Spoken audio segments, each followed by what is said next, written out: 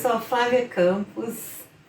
Hoje nós vamos ter uma conversa sobre a evolução da carreira jurídica, da advocacia ao longo das últimas décadas. Quem vai conversar comigo hoje é o Dr. Neide Oliveira Rodrigues. Eu tenho a alegria de chamar de sócio, que me acompanha por muitos anos ao meu lado, me ensinando, trabalhando juntos. É muito bom aprender um pouco mais antes de começar uma carreira jurídica. Então, se você tem interesse em ser advogado, conhece alguém que tenha, indica esse vídeo, assiste esse vídeo. Vamos ouvir aí essa conversa gostosa, o que o Dr. Ney tem para aconselhar e para contar para a gente, ok? Seja bem-vindo e é isso. Então, doutor, hoje nós vamos conversar um pouco sobre carreira jurídica. Eu acho que o senhor é uma ótima pessoa para falar sobre isso. Está há quantos anos nessa área? 43. Então, tem muita coisa para contar, com certeza. Contando o tempo de faculdade, estágio e carreira mesmo, dá 46 anos. Né? Eu comecei a advogar em 85, então são 38 anos de carreira efetiva, né? De contato direto mesmo com o processo. E muita coisa mudou nesse período, né? Eu sou do tempo em que os juízes despachavam à mão. Os advogados peticionavam à mão, os procuradores, se escrevia nos autos.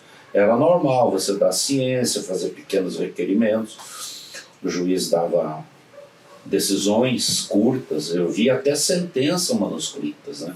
Tinha juízes que não usavam máquina de escrever e despachavam diretamente nos autos, sem rascunho, sem nada. Era um fenômeno. Ele escrevia a sentença inteira sem erro à mão, e alguns com caligrafia feia. E aí o tempo veio desenvolvendo, né? O tempo veio passando, a coisa foi se modernizando. E passamos aí para a máquina de escrever elétrica, depois veio o computador e esses programas todos, esses aplicativos, essas coisas que para quem tem a minha idade, meu tempo de carreira, foi uma transição muito difícil, assim, muito desafiadora, sabe? Se adaptar a esses novos tempos, essas tecnologias, essas câmeras, essas coisas todas que se vê, os programas, a assinatura eletrônica, movimentar os programas os diversos programas, né? Porque a Justiça Federal tem um, a Justiça do Trabalho tem outra, a Justiça cada estado tem o seu. Cada estado tem o seu programa. Então, onde você for atuar, até hoje, eu vou aprender isso agora até parar de trabalhar, até me aposentar, não sei. Mas é sempre uma coisa diferente, você tem que aprender no dia a dia.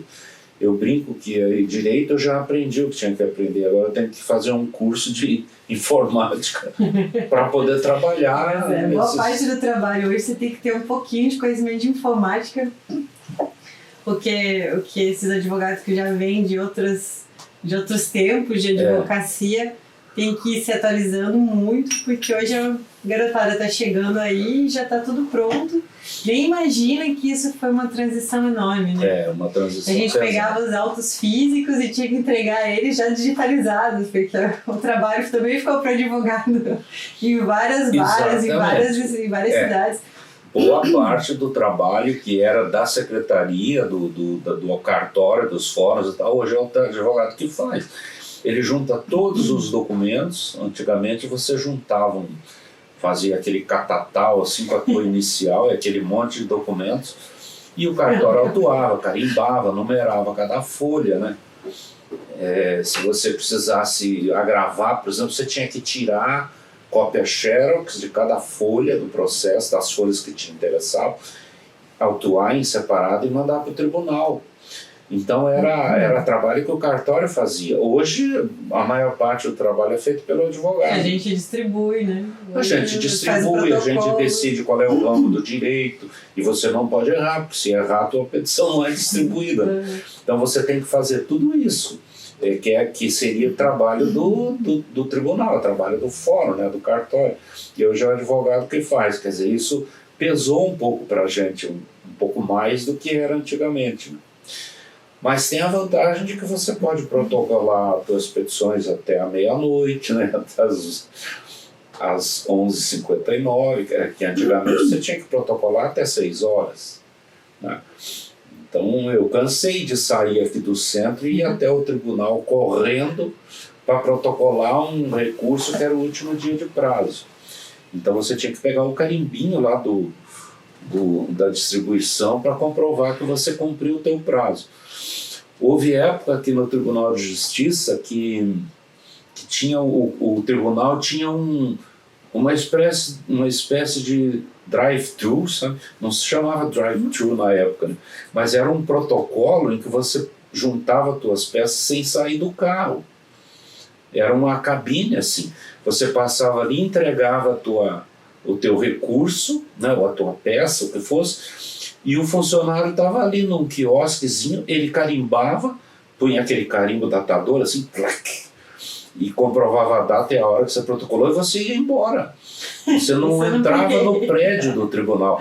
E no fim do dia fazia fila de carro ali de gente para protocolar as coisas. Os advogados de última hora. Os advogados de última hora.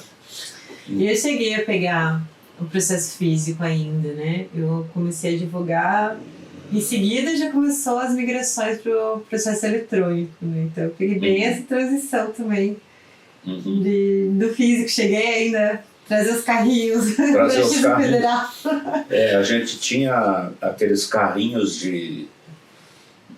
parece esses carrinhos de carregar, de transportador, sabe, aquele carrinho alto assim, que o cara deita o armário assim, aquela peça grande. A gente tinha daqueles carrinhos para ir buscar processo, levar carga. Então, e muitos advogados tinham, era muito comum você ver nos corredores dos fóruns os estagiários, às vezes até os advogados, puxando aqueles carrinhos com pilhas de processo. E hoje em dia tudo isso sumiu. O mundo todo mudou, mas para a advocacia especialmente foi uma mudança bem radical, assim, muito impactante, né? E em muito pouco tempo também. Isso é muito assustador, porque gente como eu, que começou na idade da pedra, ainda está atuando, e nós já estamos dessa forma, que daqui a pouco não vai haver mais peça escrita, vai ser tudo vai ser gravado. Você vai gravar a tua inicial, o juiz vai abrir o vídeo e vai ver. É bem possível. Eu prevejo esse futuro.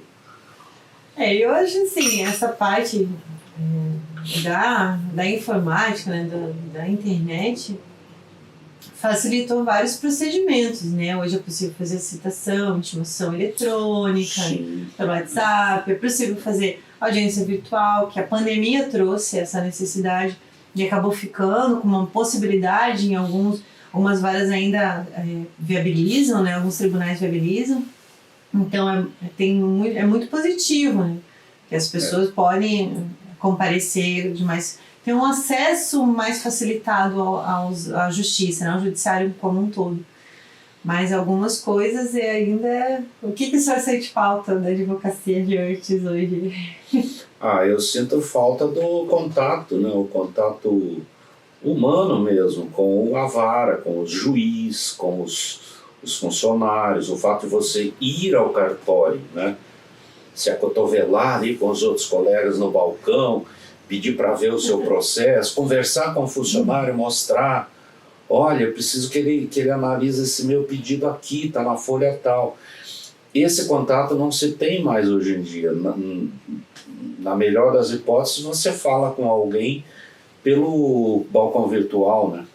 Mas você está falando ali, é quase que como falar com a máquina, né? Você fala, é como falar com um aparelho de televisão, essa é a sensação que eu tenho. Você vê o outro no teu monitor ali, mas você não, ao mesmo tempo você não está ali presente, não tem aquele contato humano. Mas isso faz parte da evolução, isso aí realmente não tem mais retorno. Isso aí vai ser assim agora para sempre, né? Uma ou outra audiência ainda vai ser presencial. A audiência presencial também é muito diferente, né? A gente sente um impacto muito grande assim, entre a linguagem corporal da testemunha, o olhar, né? Tudo isso você perde quando é uma audiência presencial, você percebe essas coisas. Então você sabe, mais ou menos, é mais fácil você perceber para onde você vai caminhar na tua não é interrogatório, na inquirição, né? Na inquirição da testemunha. As perguntas que você vai fazer. A velocidade com que se faz também, né? Porque no calor da inquirição ali, né, as respostas vêm diferentes. Quando se pode fazer através do online, né, às vezes trava, às vezes a conexão não está boa. Perde o ritmo. Perde o ritmo dessas perguntas, dos questionamentos, e também nem sempre chega ao mesmo resultado, né? O que serviria aquela inquirição, às vezes não chega no resultado que poderia chegar se fosse ali, né? Ao vivo. Veja, a testemunha tem que falar para o juiz, ela não deve nem olhar para o lado ou pedir orientação de alguém, do advogado e tal, porque ela tem que dar o depoimento do que ela sabe, do ponto de vista dela, não importa outras pessoas. E quando você faz uma audiência virtual, muitas vezes você percebe que atrás da câmera tem alguém sinalizando a testemunha. Claro, as pessoas não têm essa prática, então eles ficam olhando para a câmera assim e fazem assim, ó, sabe? Você percebe que tem alguém orientando, escrevendo para ela. Então esse é um risco também da audiência virtual, né? da informática no direito. Mas, no fundo, o resultado é positivo, né? Porque ele facilita muita coisa, agiliza bastante, né, os processos. Seria bom se o judiciário também agilizasse os processos. Do ponto de vista do advogado, seria interessante que os processos andassem com mais rapidez, né? Porque tem uma estrutura, o Estado tem uma estrutura muito grande, muito boa, muito funcionário, mas o ritmo dos processos sempre deixa a desejar. Eu acho que isso é um desafio nacional, né? Nós advogamos aqui em Curitiba, mas dependendo do local em que existe uma atuação além daqui, tem lugares que é muito mais difícil ainda, tem muito mais atraso, tem muito mais demora. O nosso quartel-general é aqui, mas a gente atua também em São Paulo, Santa Catarina, né, alguns outros estados, e a gente já podemos notar a diferença, né, entre o sistema que funciona, o sistema paranaense e alguns outros estados. Então, tem todas essas nuances quando você advoga, né? E essas novidades, essa tecnologia nova trouxe muitas condições diferentes, né, de um lugar para o outro. Então, mas no geral, claro, esse problema todo é do Brasil inteiro, né? Não é só do judiciário também, é da máquina pública brasileira como um todo. Ela sempre deixou muito a desejar, mas a nós, advogados, toca muito a questão do judiciário, né? Que é o nosso dia a dia, é o nosso feijão com arroz. É isso que a gente mexe todo dia, e é aí que a gente sente a debilidade, digamos, do Estado, né? Do Estado brasileiro. Com certeza, e isso é uma questão, inclusive nas primeiras questões que os clientes perguntam pra gente, né? Doutor, quanto tempo demora o processo? Isso é uma pergunta. Quanto tempo demora esse processo? Isso o cliente não consegue ir embora sem fazer essa pergunta fatídica. Isso ele pergunta. E eu costumo dar a resposta dos médicos, né? Porque quando você pergunta para um médico quanto tempo vai durar a cirurgia, doutor? Quem já não perguntou, né? Quem teve um parente ali, alguém próximo entrando numa sala cirúrgica, o que você pergunta para o médico? Quanto tempo vai demorar a cirurgia? Ele sempre responde o tempo que for necessário. Essa é a resposta clássica dos médicos.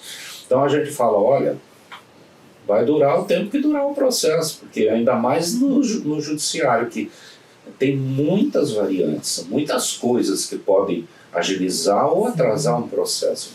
Tem várias peculiaridades de cada caso que podem atrasar muito, assim.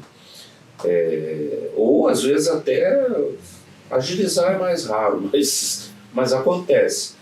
Agora, depende muito do processo. O processo depende de outros processos, ele depende de várias pessoas, ele depende da disponibilidade judicial, porque tem muitas varas, principalmente do interior, que simplesmente não tem juiz, passa meses, às vezes anos sendo atendido por um juiz de uma comarca vizinha, né? E o juiz acumula, ele não consegue fazer nem os da própria comarca dele, ele tem que acolher mais uma ou duas comarcas ali na vizinhança. Então e é um problema que parece não ter fim, não ter solução. 40 e tantos anos eu mexendo com isso nunca mudou, sempre foi, esses problemas foram sempre os mesmos, e nem a tecnologia não ajudou. Porque continua esse tipo de problema. A demanda também aumentou, né? A tecnologia acelerou, mas a demanda também aumentou. A facilidade para entrar com o processo hoje, a quantidade de pessoas é muito maior também do que antes. Esse é um aspecto bem interessante, porque não havia tantos processos assim, não havia tanta... A população cresceu, o direito expandiu, principalmente depois da era... dos militares, né? O Brasil voltou a ser o que se chama de democracia, né? Nem vou entrar nesse mérito, mas pelo menos as pessoas descobriram os seus direitos e que elas têm direitos, que elas podem buscar. E a população aumentou, a consciência aumentou, então o número de processos também, consequentemente, vai se ampliar. E a tecnologia, de certa forma, veio para ajudar a extravasar isso aí, né? Essa quantidade de processos. Porque